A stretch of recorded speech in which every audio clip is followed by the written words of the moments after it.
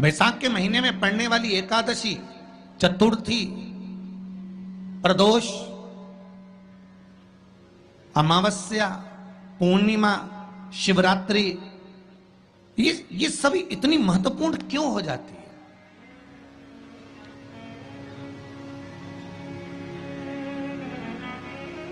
इसकी महत्वता इतनी प्रबल क्यों हो जाती है? किस लिए? क्योंकि बैसाख का जो महीना पड़ता है, सूर्य की संपूर्ण तपन, सूर्य देव अपने पूर्ण तेज के साथ में, पूर्ण तेज के साथ में मृत्यु लोक के निवासियों पर, चाहे जलचर हो, थलचर हो, वायुचर हो, चाहे जो जीव हैं, उस पर जब किरण फेंकते हैं तो संसार का जो मनुष्य है उस पर जब ताप पड़ता है तो ताप पड़ने के कारण उसके मुख से भगवान का नाम निकल ही जाता है, स्मरण नाम निकल ही जाता है। जब उसके मुख से भगवान का नाम निकलता है तो वो भगवान की शरणागति खुद ग्रहण कर लेता है स्वयं।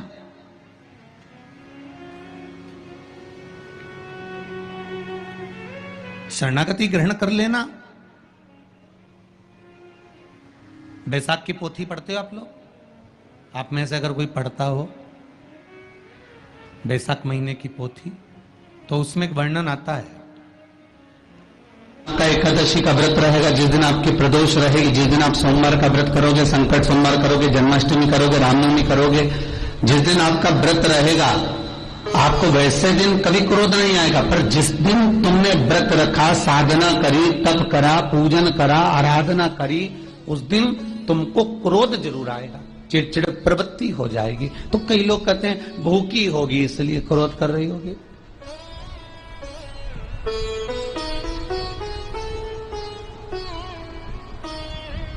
कई लोग कहते हैं कि भूख लग रही होगी इसलिए चिड़चिड़ प्रवृत्ति हो गई होगी। नहीं नहीं भाई, भूख से उसका कोई ताल्लुक नहीं है, क्योंकि रोज कोई जरूरी है कि वो इतना खाती हो कि नहीं खाती हो। कभी कभी तो दिन भर भूखी रह जाए तो भी क्रोध नहीं है।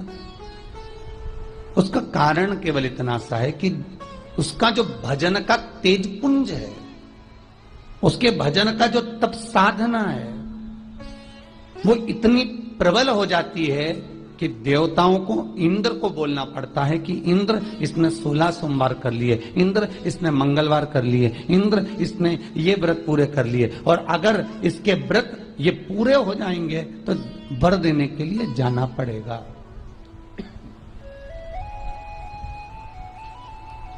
अगर इसके व्रत पूरे हो गए तो आशीर्वाद देने के लिए जाना पड़ेगा। इसके व्रतों को खंडित कर दिया जाए।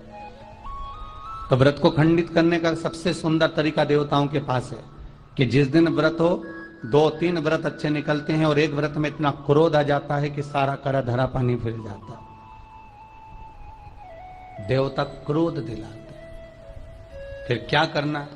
तो शास्त्र कहता है कि जिस दिन आपका व्रत है उस दिन एक काम जरूर करना कि भगवान का मंत्र जाप कर कर, भगवान का स्मरण कर कर, कटोरी में जल लेकर, पात्र में जो जल रखा हो, पूजन पाठ करते समय, स्मरण करते समय वो जल का पान अवश्य करें।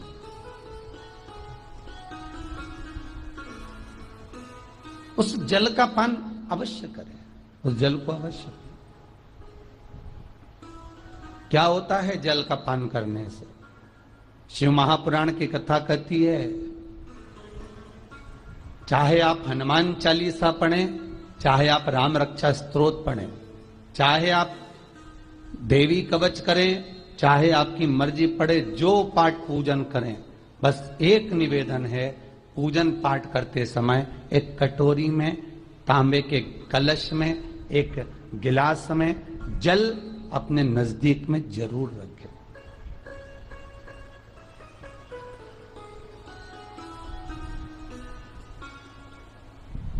क्या होगा उससे? आप जितना पाठ करेंगे, आप जितना पूजन कर रहे हैं, आप जितनी आराधना कर रहे हैं, आप जितनी साधना कर रहे हैं, आप जितना तप कर रहे हैं, आप जितना हनुमान चालीसा, दुर्गा चालीसा, राम रक्षा स्तोत्र, यमुना अष्टक, गोवर्धन चालीसा, जो भी आप जप रहे हैं, जो भी आप सर्वोत्तम जी का पाठ करें, आप जिस भी पाठ को कर रहे हैं, उस पाठ को करते समय अगर जल तुम्हारे पास में रखा हुआ है तो तुमने जब पाठ किया तो उसका जो सात्विक अंश है वो जल के अंदर जाएगा, और वो जल जब हम ग्रहण करेंगे तो दशमी, ग्यारस और द्वादशी, दशमी, एकादशी और द्वादशी। एकादशी का व्रत, दशमी की रात्रि को जो आप भोजन करें वो सात्विक करें, एकादशी के दिन भोजन ना करें, अन्न का भाग ग्रहण ना करें, अन्न का भाग ग्रहण ना करें।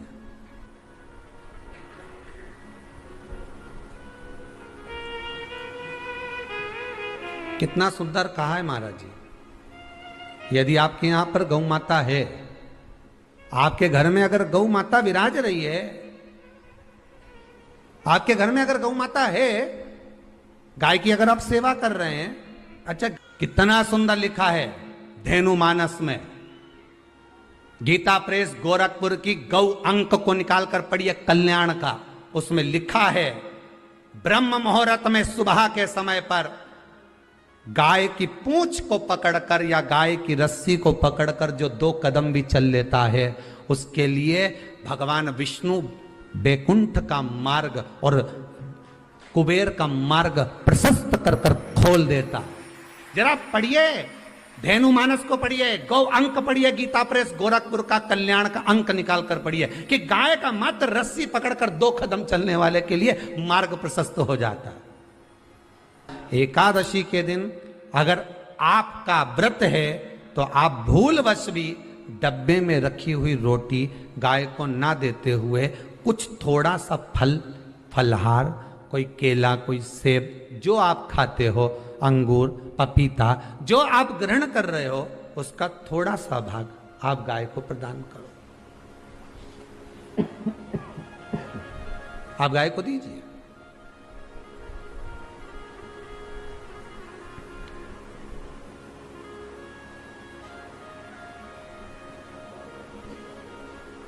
थोड़ा सा भाग आप गौ माता को प्रदान करो, थोड़ा सा।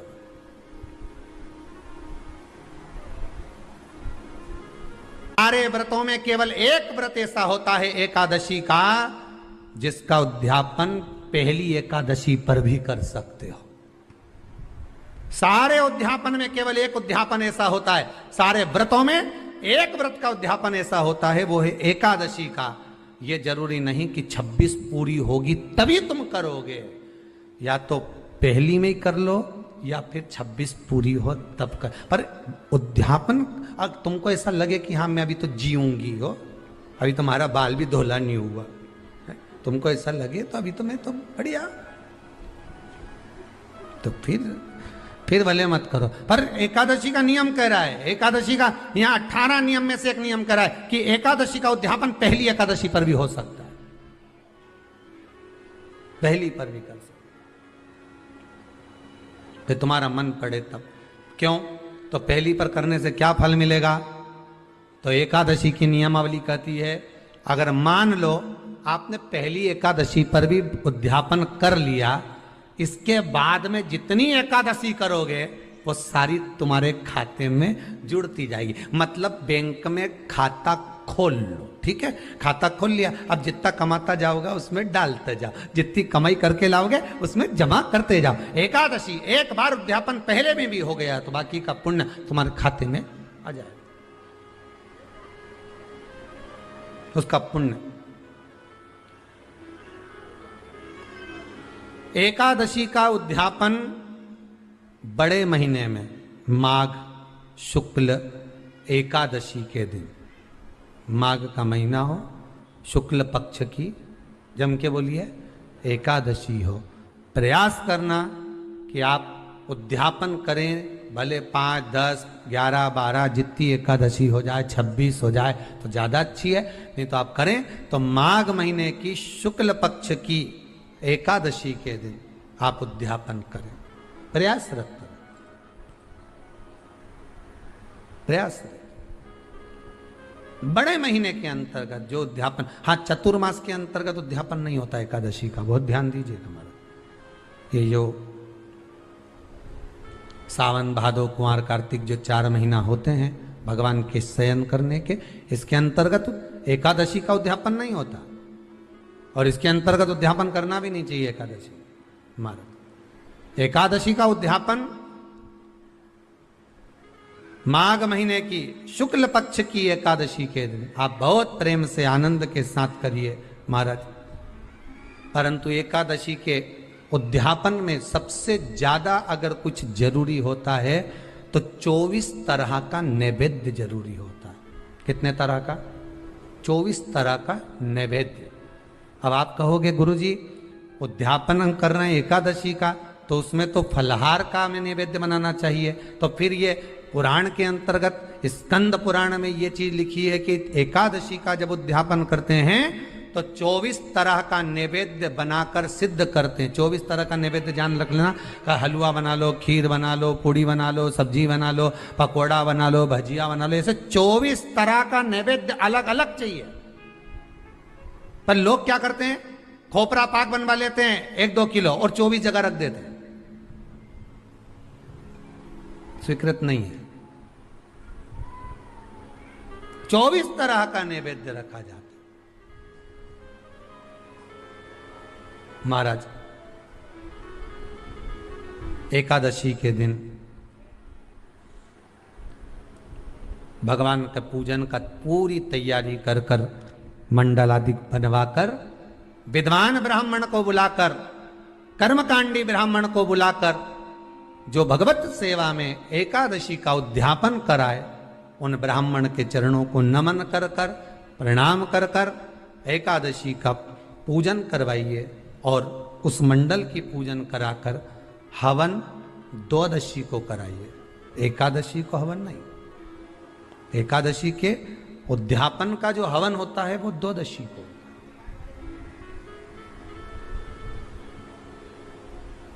एकादशी का उद्यापन द्वादशी को बड़े प्रेम से आप खूब आनंद से हवन पूजन कराओ। पूजन कराने के बाद हवन कराने के बाद 26 जोड़े ब्राह्मण ब्राह्मणी के बुलाकर भोजन कराकर उनको भाव से जो आप समर्पित कर सकते हो, जितनी आपकी सामर्थ्यता हो उस सामर्थ्यता के अनुसार आप दान धर्म पुण्य करो, आप उन्हें प्रदान करो। और बन सके तो एकादशी की रात्रि को भी जागरण करें और द्वादशी के दिन जिस दिन हवन करें उसकी भी रात्रि को कुछ जागरण करें। जागरण का मतलब पहले भी कथा में कहा, प्रदोष की कथा में वर्णन किया था। हम ये नहीं कहते कि तुम पूरी रात जगो। हमारा तो निवेदन है 15 मिनट का करो, आधे घंटे का करो, 20 मिनट का करो, पर रात्रि के समय थोड़ी देर अगर एकादशी का उद्यापन कर रहे हो तो जागरण थोड़ी सी देर अवश्य करें। नहीं कर सकते अकेले बैठकर राम नाम जप लें, भजन कर ले, पर करो। कि नारी के मुख से अगर एक बार निकल जाए कि मेरी जिंदगी तुमसे विवाह कर कर बेकार हो गई, उस समय नारी का साथित्व समाप्त हो जाता है।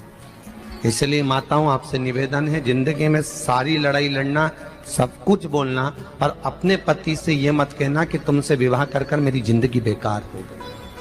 क्योंकि विवाह तुमने किया है पर भाग्य उसने लिखा है। भाग्य लिखने वाला वो है।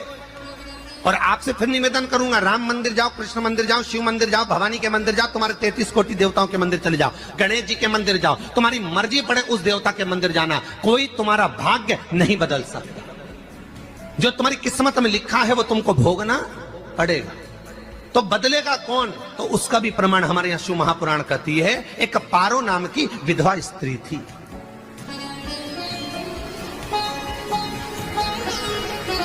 क्या नाम है उसका? नाम पारो। विधवा है, पति नहीं है, एक बेटा है।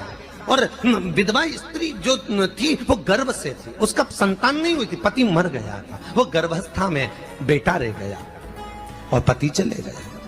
पारो बड़ी दुखी थी, भगवान का भजन करती बहुत, घर में कुछ भी नहीं था। जो व्यापारी जो धन था उसके पति का वो सब लोग खा गए। जब जैसे व्यक्ति जब तक जीवित है तब तक संसार उसका है, जैसे ही वो गया उसका सारा धन भी उसके साथ चला गया।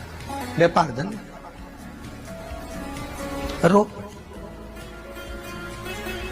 पारो आंखों से अश्रु बहता है, नैनों से जल बहता है, नैनों से बिंदु बहता है और पारों की आंखों से जब आंसू बह रहा है, अश्रु निकल रहा है, जल बह रहा है।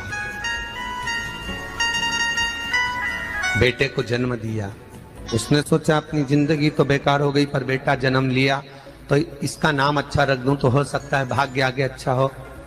तो उसने उसका नाम भाग्य सिंह रख दिया। क्या नाम रखा? भाग्य सिंह। भाग्य अच्छा रहेगा इसका, तो हो सकता है कुछ अच्छा कर ले। पर बेटे की भी किस्मत इतनी प्रबल नहीं थी। माँ जगह जगह बर्तन मांझ कर काम कर कर बच्चे का पालन कर ली। बच्चा थोड़ा बड़ा हुआ। माँ, मेरे सारे मित्र सेठ हैं, अब मेरा ही किस्मत, मेरा ही भाग्य ऐसा क्यों है? मेरी ही किस्मत ऐसी क्यों है? ऐसा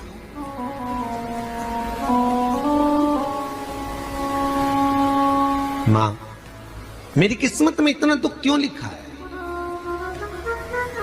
माँ, भोजन तक हमको समय पर नहीं मिलता, हमारा भाग्य ऐसा क्यों है? माँ, हमारी किस्मत ऐसी क्यों है? माँ कहती है, बेटा जो ललाट पर लिखा उसे कौन टाल सका। माँ बच्चों को समझाती है, माँ बच्चों को कहती है, धीरे धीरे समय निकलता है। माँ एक बार बता माँ, तू कहती है कि सब भगवान ने लिखा है भाग्य में, तो भगवान का मिलेगा मुझे बता दे। माँ बोलती है, ऐसी कोई जगह नहीं जहाँ भगवान नहीं। वन में मिलेगा? हाँ मिलेगा। माँ का कहना मानकर भाग्य सिंह वन में चले गया और घने जंगल में भाग्य जब गया भाग्य सिंह, और घने जंगल में जब पहुंच गया, ढूंढते ढूंढते ढूंढते ढूंढते ढूंढते तो भी भगवान, तो भगवान की छाया तक नहीं मिली। भगवान की छाया तक। आंखों में जल भर गया, बेहोश होकर गिर गया। शाम का समय था, विष्णु और लक्ष्मी निकल कर जा रहे थे। लक्ष्मी और विष्णु जाते जाते उसको देखकर रूप बदल के उसके पास गए। बेटा, आपका नाम क्या है? हमारा नाम भाग्य सिंह है। कहाँ जा रहे हो? भगवान से मिलना है हमको। क्या काम है तुम्हें भगवान से? भगवान से पूछना है कि मेरी किस्मत ऐसी क्यों बनाई, मेरी किस्मत में गरीबी क्यों लिखी, मेरे भाग्य में इतना दुख क्यों लिखा। मुझे भगवान से पूछना है कि मेरी किस्मत ऐसी क्यों बनाई, मेरी किस्मत में इतना दुख क्यों लिखा।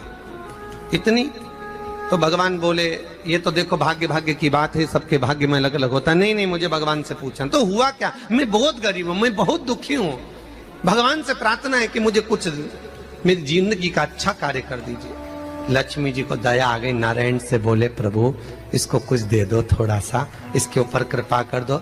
नारायण बोले, इसके भाग्य में नहीं है लक्ष्मी, इसके भाग्य में नहीं है लक्ष्मी। लक्ष्मी मैं दे भी दूंगा तो इसकी किस्मत में नहीं है। लक्ष्मी कहती है, आपका काम देने का है, आप तो दो। भगवान ने कहा, लक्ष्मी नहीं है भाग्य में, तुम तो दे दो। लक्ष्मी जी के कहने पर नारायण ने उसको एक हीरे का हार दे दिया। ले, ये ले हीरे का हार। वो प्रसन्न हो गया, हीरे का हार मिल गया।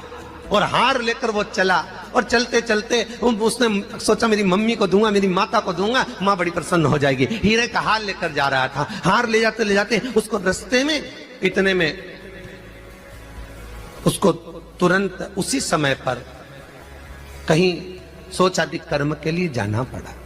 उसने सोचा, इस हार को इस पत्थर पर रख देता हूं, अभी आऊंगा वापिस इस हार को उठाकर घर लेकर चले जाऊंगा। और सोचादि कर्म के लिए वो चल दिया। गया, हाथ धोकर आया, इतने में एक चील उड़ती उड़ती आई, उसका हार लेकर चली गई। आके रोने लगा। माँ को जाकर कहा, माँ किस्मत तो देख, इतना जोरदार हार मिला था हीरे का, पर भाग्य में नहीं था, नहीं मिला। इतने में वो रोता रोता तुरंत फिर भगवान के पास गया। रोता बिलखता फिर पहुंच गया वन के अंदर, फिर भगवान मिले। भगवान ने पूछा, अब क्या हुआ? प्रभु मेरा हार तो वो हीरे का, मेरा हीरे का हार ले गई चील। भगवान बोले, देख भैया, हम तो तेरी किस्मत में था, वो कर दिया, अब आगे तू एक काम कर, ब्रह्मा जी से जाके मिल। ब्रह्मा जी कहाँ मिलेंगे? यहां से आगे जा, ब्रह्मा मिल जाए।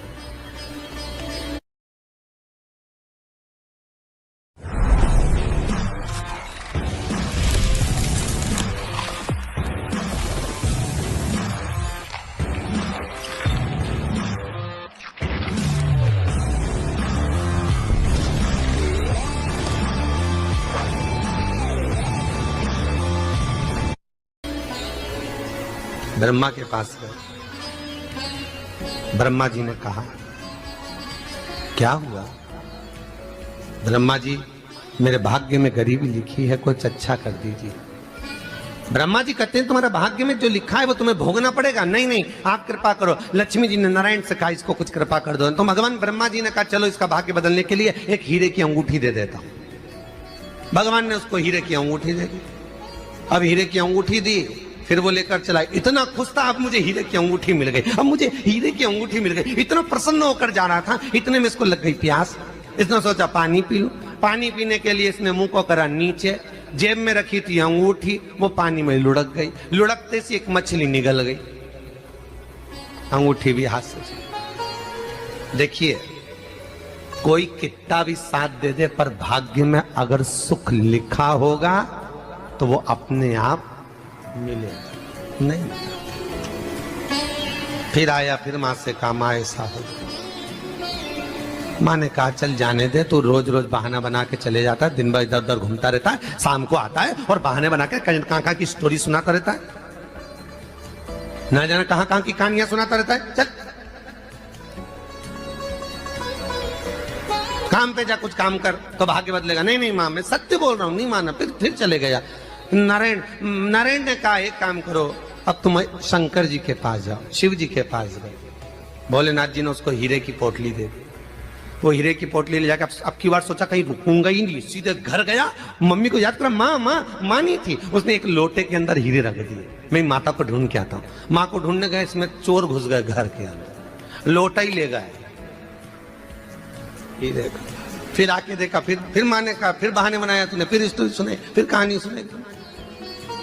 माँ, मैं सत्य कह रहा हूं, सत्य कह रहा हूं। आखिरी में हार गया। फिर भगवान विष्णु और ब्रह्मा ने एक ही बात कही, तू शंकर के मंदिर की चौखट पर जा। वहां क्या करना पड़ेगा मुझे? कुछ मत करना, केवल उसकी चौखट पर जाकर उसका दीदार करना, उसका दर्शन करना। उससे क्या होगा? भगवान विष्णु और ब्रह्मा कहते हैं, 33 कोटि देवताओं के पास जाएगा तो कुछ नहीं होने वाला, पर शंकर के दरवाजे पर भाग्य देवी रोज प्रतिदिन झाड़ू लगाती है। कौन झाड़ू लगाती है? भाग्य देवी। आपसे निवेदन है, बहुत सुंदर कथा है, इससे समझना कि विष्णु, ब्रह्मा, राम, कृष्ण आदि 33 कोटि देवताओं के पास तुम चले जाओ, कोई तुम्हारा भाग्य नहीं बदल सकता। हाँ, अगर भाग्य देवी का तुम स्मरण करो, किसी मंदिर में जाना तो ये भगवान से कहना, भगवान लक्ष्मी दो। भगवान से लक्ष्मी मत मांगना, भगवान से कहना मेरा भाग्य ऐसा कर दो, या भाग्य देवी की कृपा मुझ पर बरसा दो, जिससे मेरा भाग्य बदल जाए, कुछ अच्छा हो जाए मेरी जिंदगी में। तो जाके शंकर के मंदिर के बाहर खड़े हो, भाग्य देवी मां झाड़ू लगाती है, भाग्य देवी उनकी चौखट पर बैठी रहती है। तू जा, उससे क्या होगा? बस देवता तो तेरी जिंदगी बदलने के लिए कब से इंतजार कर रहे हैं, पर तेरा भाग्य नहीं बदल पा रहा। तेरा भाग्य बदलेगी तो भाग्य देवी ही बदलेगी। गया, शिव मंदिर के दरवाजे पर जाकर खड़ा हो जाता, भीड़ होती तो दरवाजे से दर्शन कर लेता, बाबा से नयन मिलाता, रोज प्रतिदिन जाता। एक दिन शंकर जी ने भाग्य देवी से कहा, देवी इसका भाग्य बदल दो।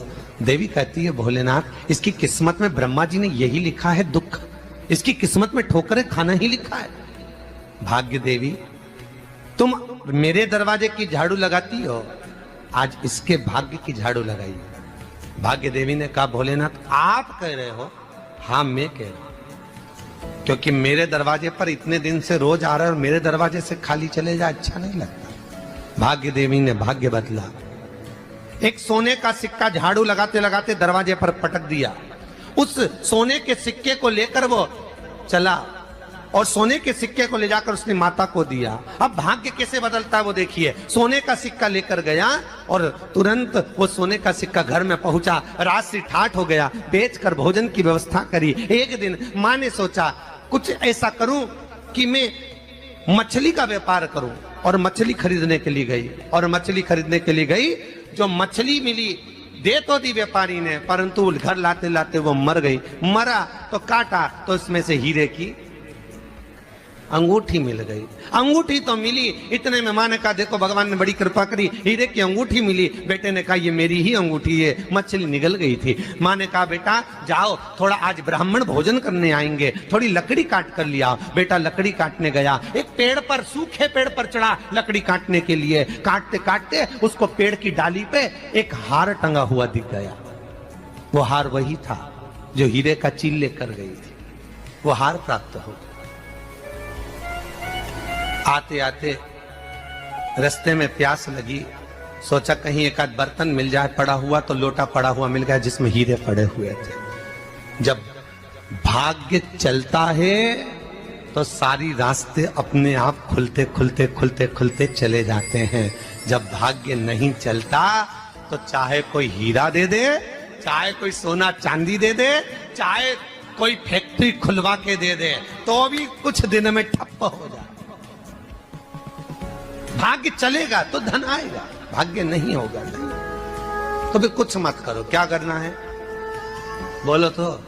जब भाग्य अगर दिक्कत दे तो कहीं जाने की जरूरत नहीं है। एक ही काम करना है, शंकर के दरवाजे पर जाकर उसका दीदार करना।